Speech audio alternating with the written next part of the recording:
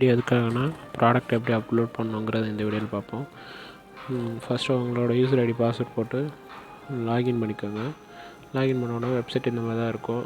அதில் நம்ம இப்போ ஃபுட்டு அப்லோட் பண்ணுறது எப்படின்னு பார்க்கலாம். ஃபுட் செட்டப்பு அதை கிளிக் பண்ணிவிட்டு ஆட் நியூ கொடுத்துக்கோங்க. கொடுத்தோன்னே ஃபஸ்ட் எடுத்தோடனே நேமு, அதுக்கப்புறம் அதுக்கான டிஸ்கிரிப்ஷன், ப்ராடக்ட்டுக்கான சின்னதாக ஒரு டிஸ்கிரிப்ஷன் கொடுத்துக்கோங்க. நெக்ஸ்ட்டு ஐட்டம் டீட்டெயில்ஸில் ஸ்டோரை செலக்ட் பண்ணுங்கள்.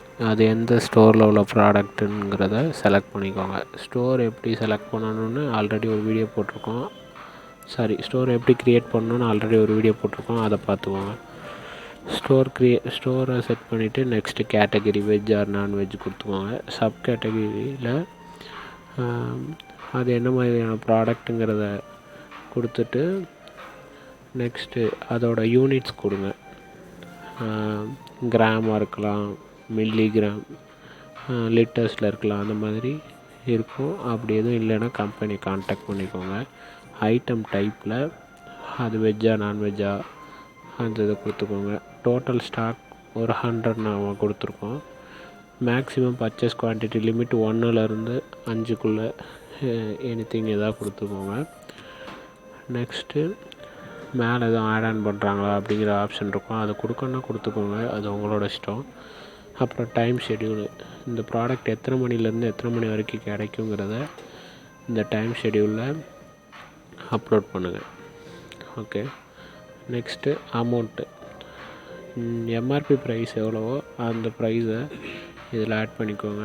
நெக்ஸ்ட்டு டிஸ்கவுண்ட் பர்சன்டேஜில் கொடுக்க போகிறீங்களா இல்லை அமௌண்ட்டில் கொடுக்க போகிறீங்களான்னு கேட்கும். நான் இப்போ அமௌண்ட்டுன்னு கொடுத்துக்கிறேன்.